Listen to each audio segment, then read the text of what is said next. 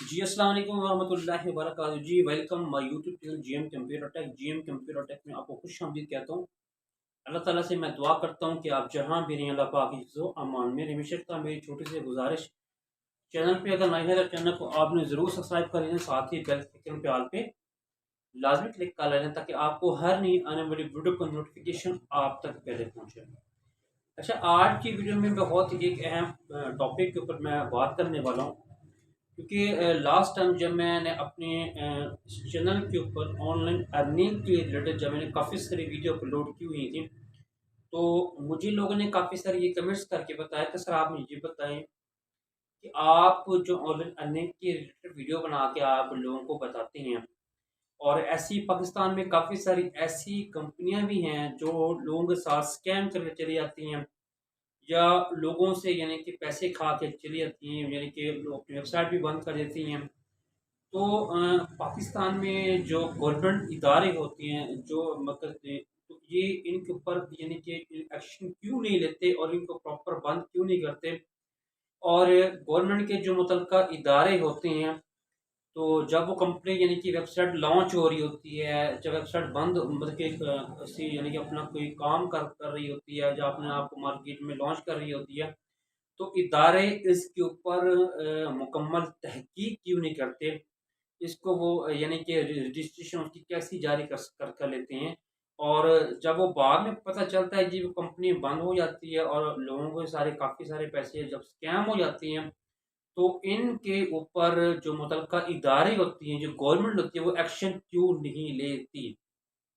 तो काफ़ी सारे मेरे पास ये सवाल आए थे, तो मैंने कहा इनके ऊपर मैं एक वीडियो बना के आपको मैं सेंड करूँगा ताकि हर बंदा ये जांचे कि वो जो कौन लोग होते हैं, और इस तरह के जो कंपनी जो जब रजिस्टर हो जाती हैं, तो उनके ऊपर एक्शन क्यों नहीं लिए जाते।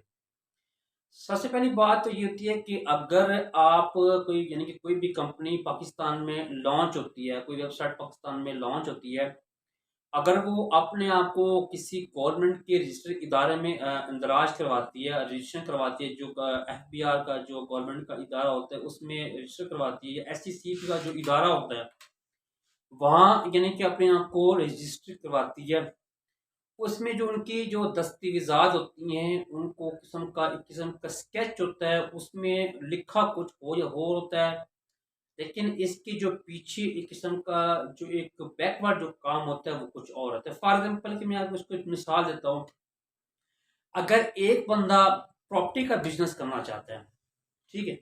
प्रॉपर्टी का जब एक बिज़नेस करता है, वो क्या करता है जी, अपने जो दस्तावेज़ात हैं, अपने जो कागज़ हैं, यानी कि जो उसने यानी कि प्रोफ़ार्मा फ़िल अप करना होता है, तो वो वहाँ क्या शो करवाता है, एज़ अ यानी कि प्रॉपर्टी बिज़नेस शो करवाता है। लेकिन बाद में आपके पता चलता है जी, वो जो बंदा जो एज़ ए वहाँ प्रॉपर्टी के यानी कि बिज़नेस वहाँ शो करवाया हुआ था, जब वो उसके ऊपर जाँच-पड़ताल की जाती है, तो पता चलता है कि ये तो प्रॉपर्टी के साथ-साथ कोई और बिज़नेस भी कर रहा था। यानी कि कोई जिसको कम से कम का सूद के ऊपर पैसे देना ये भी कर रहा था प्रॉपर्टी के साथ-साथ। अब पाकिस्तान के अंदर इस तरह डेली बेस पे हज़ारों किस्म की ऐसी वेबसाइट ओपन होती हैं, जो डेली बेस पे नई लॉन्च होती हैं, डेली बेस पे बंद हो रही हैं, डेली बेस पे नई बन रही हैं। जब वो अपने आप को किसी भी इदारे में जाके रजिस्टर करवाती हैं, फॉर एग्ज़ाम्पल एफबीआर में रजिस्टर करवाती हैं, ये एसईसीपी में रजिस्टर करवाती हैं, तो उनका रजिस्टर कोई करवाना कोई मुश्किल काम नहीं होता। ये किस्म का एक फॉर्मेलिटी होती है कि आपको किसी भी यानी कि कोई मार्केट में कोई बिज़नेस लॉन्च करना चाह रहे हैं, कोई वेबसाइट लॉन्च करना चाह रहे हैं, इसके ऊपर जो भी किस्म की फॉर्मेलिटी होगी वो आप अपने यानी कि फ़िल अप करके मतलब का महकमे को दे देती हैं, और मतलब कि कुछ पैसों में ये आपकी रजिस्ट्रेशन कंप्लीट हो जाती है। बाकायदा आपको एक रजिस्ट्रेशन फॉर्म दिया मिल मिल जाता है, बाकायदा आपको रजिस्ट्रेशन नंबर मिल जाता है, जो कि आप लोगों को दिखा रहे होते हैं कि ये मैं जो मतलब कि कंपनी इस वेबसाइट से रजिस्टर है, ये कंपनी एसएससीपी से रजिस्टर है, ये है, वो है, होता है, बिल्कुल भी होता है। अब इनके ऊपर गवर्नमेंट क्या-क्या तहकीक करे? यानी कि गवर्नमेंट के पास इतना सारा ह्यूज रिकॉर्ड जमा हो जाता है, डेली बेस पे उनकी ऐसी रजिस्ट्रेशन हो रही हैं। अब ज़ाहिर-सी बात है गवर्नमेंट इनको हर एक को तो मुकम्मल शुरू से इन्वेस्टिगेशन तो नहीं कर सकती ना, ठीक है? और अक्सर आप भी देखते हैं मैं थोड़ा सा एक और नेटवर्क की बात करूंगा। अक्सर क्योंकि हम भी नेटवर्कर लोग हैं, हमें अक्सर में सुनने में आता है जी आप कौन से प्लेटफॉर्म पे काम करते हैं, जी हम इस प्लेटफॉर्म पे काम करते हैं जी। कहते हैं ये तो सेंट्रलाइज्ड है, डिसेंट्रलाइज्ड नहीं है। मैं उनसे मेरा क्वेश्चन ये होता है कि पहले मुझे ये बताएं कि डिसेंट्रलाइज का मतलब क्या होता है। तो हमें ये बताते हैं कि डिसेंट्रलाइज का इसका ये मतलब होता है, इसका कोई हैंडल जो है, जो कंट्रोल जो है किसी एक बंदे के पास नहीं है, ये किसी एक ग्रोह के पास नहीं है, ये ऑटोमेटिकली चेन सिस्टम है। तो बंदा उनसे ये सवाल करे कि जो ऑटोमेटिकली चैन सिस्टम ये कैसे बन गया है, क्या कोई खुलाई मखलूक बना के दी गई है इसको। और भाई इसके ऊपर तो कोई नेटवर्क चल रहा है, इसके ऊपर भी तो ग्रो चला रहा है इस नेटवर्क को। ठीक है, ये कोई आसमान से कोई बंदा तो नहीं उतरा ना कि ये जो डिसेंट्रलाइज्ड बना दिया है, ठीक है, ये ऑटोमेटिकली काम कर रहा है, इसका यानी कि कोई किस्म का ऑफिस भी नहीं है, ये ऐसे बनता जा रहा है, लोगों को ऐसे यानी कि डिमोटिवेट किया जा रहा है कि जो डिसेंट्रलाइज्ड है ये है वो है।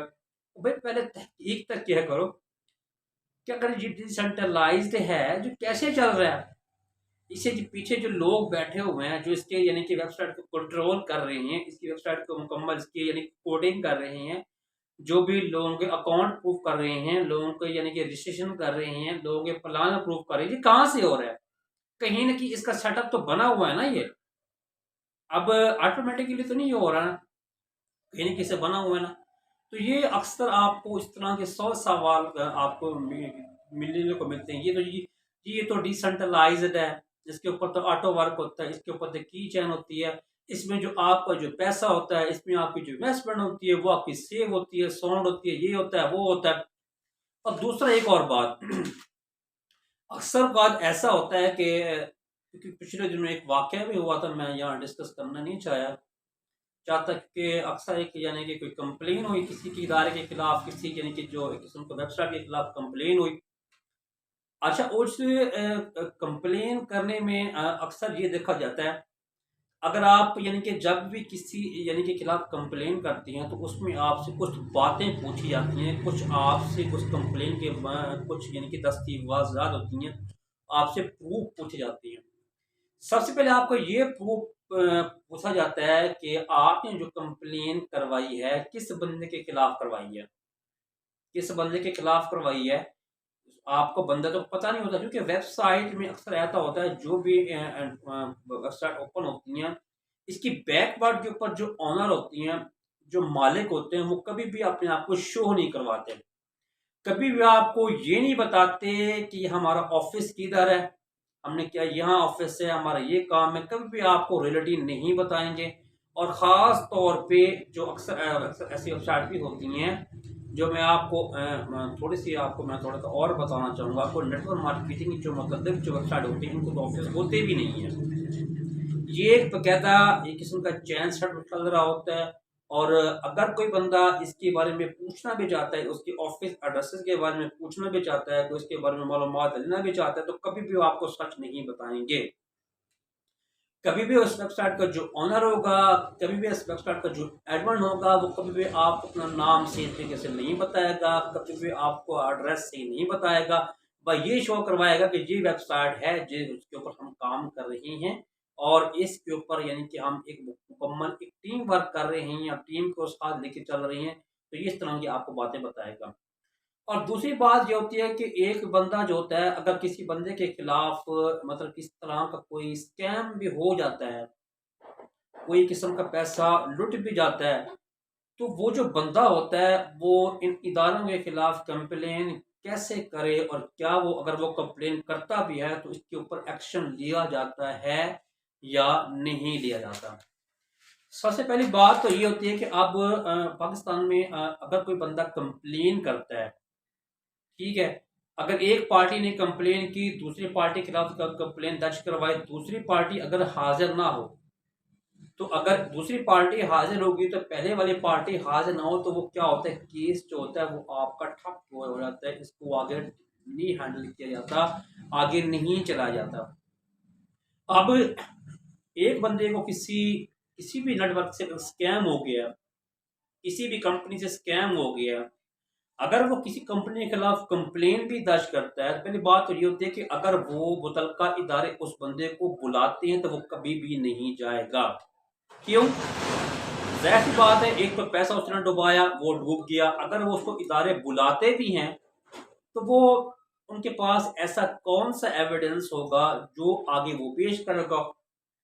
किस बंदे के खिलाफ पेश करेगा नहीं पता, मुतलका जाए वकूआ नहीं पता, कौन सी जगह है नहीं पता, कौन सा दफ्तर है नहीं पता। बस ये पता है जी वेबसाइट है जी, बस ये पता है जी वेबसाइट के ऊपर स्कैम हुआ है जी, बस ये पता है जी कि फलान वेबसाइट से मैंने पैसे इतना लगाया और इतना मुझे स्कैम हो गया। तो इस तरह का प्लान कोई नहीं मानता। गवर्नमेंट के जो इदारे होती हैं मुकम्मल आपको एविडेंस मांगते हैं, आपको मुकम्मल प्रूफ मांगते हैं। आप जिसके खिलाफ FIR जो भी आप शिकायत दर्ज कर रही हैं उसका मुकम्मल एड्रेस मांगते हैं, तब वो जाके इसके ऊपर एक्शन लेते हैं। अच्छा, फॉर एग्जाम्पल एक और बात, अगर कोई आप कंप्लेन दर्ज करवाते भी हैं, जो मुतलका ऐसे लोग होते हैं जो स्कैमर लोग होते हैं, अगर वो पकड़े भी लग जाते हैं तो बड़े शातिर होते हैं, बड़े तेज होते हैं। ये जो कंपनियां आप हजारों किस्म की आपको डेली बेस पे जो कंपनियां बंद रही हैं, डेली बेस पे आपको बंद भी हो रही हैं, न्यू लॉन्च हो रही हैं, बंद होती जा रही हैं, ये बड़े शातिर लोग होते हैं। अगर इनके खिलाफ कोई कंप्लेन जाती भी है ना, ठीक है, अगर इनके खिलाफ कंप्लेन जाती भी हो तो उनके पास एक ऐसा नेटवर्क सिस्टम होता है, तो फौरन उन्हें स्विच ऑफ करना होता है, उनकी मुकम्मल वेबसाइट बंद, उनकी लोकेशन बंद और उनका मुकम्मल बायोडाटा भी बंद। भाई ये होता है कि अगर आप किसी वेबसाइट के ऊपर जाते हैं ना, अगर आपको किसी वेबसाइट से ऊपर यानी कि स्कैमर से वास्ता पड़ा हुआ है, अगर आप वेबसाइट ओपन करते हैं ना तो कुछ भी ओपन नहीं होता। तो क्या होता है, सर्वर एरर। जब एक वेबसाइट बंद हो जाती है ना, आप यहाँ पे अकाउंट लॉग इन या यूजर नेम जो आप क्लिक इंटर करते हैं तो आगे आपको एक मैसेज मिलता है सर्वर नॉट फाउंड या सर्वर बंद। वो सर्वर कहाँ है नहीं पता, उस कंपनी का हेड ऑफिस कहाँ है नहीं पता, उस कंपनी का जो मुतलका ओनर था जिसने ये कंपनी लॉन्च की थी, ये कंपनी बनाई थी, आपसे पैसा लेके कुछ दिन वर्क किया, जब उस नाम का स्कैम हुआ, वो बंदा कहाँ है नहीं पता। किसके खिलाफ आप कंप्लेन दर्ज करवाएंगे? नहीं करवाएंगे ना। तो लिहाजा एक बात याद है कि मैं किसी भी किस्म का किसी कंपनी को मैं हिट नहीं कर रहा या किसी कंपनी की मैं प्रमोशन नहीं कर रहा, जैसे एक मैं आपको नॉलेज के लिए वीडियो बना रहा हूँ। जो लोग बोलते हैं ना कि जी डिसेंट्रलाइज सिस्टम है जी, इसके ऊपर आपका जो पैसा है सेफ है जी, इसके ऊपर जो आपने इन्वेस्टमेंट की है सेफ है जी, ये कोई भी यानी कि पर्सन नहीं चला आ रहा, ये तो ऑटो सिस्टम है, ये है वो है। तो मैं उनसे मेरा ये क्वेश्चन है, जस्ट ये क्वेश्चन है, अगर ये ऑटो सिस्टम है तो उसके फिर इसके अकाउंट प्रूफ कौन कर रहा है, इसका पैसा किधर जा रहा है? अक्सर कहते हैं जी इसका हेड ऑफिस जी बाहर है जी, अमेरिका में है, दुबई में है, बहरीन में है। वो भाई वो तो कोई लोग ही हैं ना जो इस सिस्टम को चला रहे हैं, इस सिस्टम को डील कर रहे हैं, इस सिस्टम को आगे लेके चल रहे हैं। अब गवर्नमेंट जो होती है, अब पाकिस्तान की बात है, गवर्नमेंट जो होती है किस बंदे के खिलाफ एक्शन ले।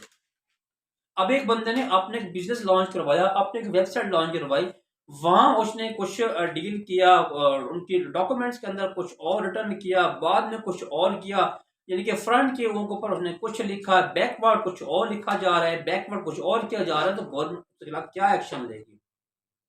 और ऐसा वो कौन सा ऐसा पर्सन होगा जो इनके खिलाफ कंप्लेन करवाएगा? ना वो उसी बंदे का पता, ना उसी के हेड ऑफिस का पता, ना उसके लोकेशन का पता। बस यही होता है कि उसके अब अगर आप डेली बेस पे आपको डेली पे मिसाल दूं, हजारों किस्म के डेली बेस पे वेबसाइट लॉन्च होती हैं, डोमेन ली जा रही हैं, होस्टिंग ली जा रही है, नई सी नई वेबसाइट लॉन्च हो रही हैं। और अक्सर आप ये देखते हैं कि ऐसी भी काफी सारी वेबसाइट जिस वक्त मार्केट में लॉन्च हो रही हैं, वो अपने आप को किसी भी गवर्नमेंट के इदारे से, FBR से, SEC पे रजिस्टर भी नहीं करवाती। बंदा कहां से उसको पकड़ेगा जब गवर्नमेंट के पास उनका रिकॉर्ड ही नहीं है, जब SEC के पास रिकॉर्ड ही नहीं है, जब FBR वालों के पास रिकॉर्ड ही नहीं है, तो उसके खिलाफ क्या एक्शन लेंगे? कुछ भी नहीं एक्शन लेंगे ना। तो ऐसी बहुत सारी वेबसाइट हैं जो अपने आप को इन इदारों के साथ रजिस्टर भी नहीं करवाती, अपने आप को लॉन्च भी नहीं करवाती। कुछ दिन बाद जब पता चलता है कि वो लोग, जब उनके पैसे पॉकेट में बहुत सारे अमाउंट जमा हो गई है, वो बंद होकर चली जाती हैं।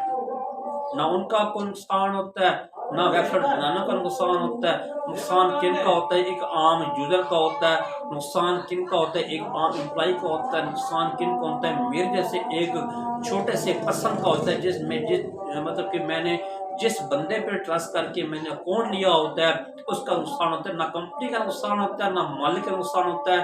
नुकसान सिर्फ और सिर्फ ना मेरा होता है, क्योंकि मैंने इसके ऊपर ना पैसा इन्वेस्ट किया होता है। अब बात का ऐसा होता है, आप हमारे काफ़ी दोस्त होते हैं, हमारे काफ़ी रिलेटिव होते हैं, जिनके बिहाफ पे हम ज्वाइन कर लेते हैं, और कुछ दिन बाद जब पता चल रहा है कि हम जिनके ऊपर बिहाफ पे ज्वाइन हुए थे वो कंपनी भी बंद हो गई। अब हम अपने रिलेटिव जो हमारे जो अपर लर्नर होते हैं उनको हम कोसना शुरू कर देते हैं कि ये मैंने तो आपके कहने पे ज्वाइन किया था, मुझे तो पैसे आपने वापस करने, उनका क्या कसूर यार? जिसने आपको ज्वाइन करवाया है उसका क्या कसूर? जैसे वो बंदा किसी के रेफर से ज्वाइन हुआ था, तो आप भी तो उसी के रेफर से ज्वाइन हुए हैं ना। अगर वेबसाइट बंद हो गई है तो उसका कसूर तो नहीं है ना। तो लिहाजा इन बातों को थोड़ा सा अपने ज़हन में करें। अब मैं ये नहीं कहता कि आप नेटवर्क मार्केटिंग करें, ऑनलाइन बिजनेस करें, ज़रूर करें, लेकिन सोच समझ के करें। जो लोग आपको रातों रात अमीर होने के ख्वाब दिखाते हैं ना, आप उनकी बातों में ना जाया करें। जो लोग आपको रातों रात अमीर होने के सपने दिखाते हैं, तो आप उनकी बातों को यानी को फॉलो ना किया करें। अल्लाह ताला ने आपको दिमाग दिया है, आप दिमाग से सोचें, पहले तहकीक करें। जो भी आप वेबसाइट ज्वाइन कर रहे हैं, जो भी आप कंपनी ज्वाइन कर रहे हैं, इसके ऊपर आप तहकीक करें। इसकी प्रोडक्ट प्लान देखें, इसका एमएल प्लान देखें, इसकी जो भी एक किस्म का ए टू जेड, इसकी जो किस्म की जो एक किस्म के सच्चाई की जो सबूत है, आप वो देखें, तब आप इसको ज्वाइन करें। और अक्सर बात ऐसा भी होता है कि हमारे काफ़ी सारे पाकिस्तानी मेंबर भी होते हैं, पाकिस्तानी लोग भी होते हैं, जब वो किसी एक वेबसाइट को ज्वाइन कर लेते हैं, जब उनके साथ स्कैम हो चुका होता है, तो वो बेचारे बाद में रो रहे होते हैं, बाद में पछता रहे होते हैं। तो कल को पछताने से बेहतर है कि आप हमेशा वो स्टेप उठाएं, वो काम करें जिसमें आपको कल का पछतावा ना हो। वीडियो अगर आप पसंद आई हो तो वीडियो को आप ज़रूर लाइक कर दीजिएगा। तो इस तरह मिलेंगे इस तरह की अगली वीडियो में, तब तक ख्याल रखिएगा। फी अमान अल्लाह।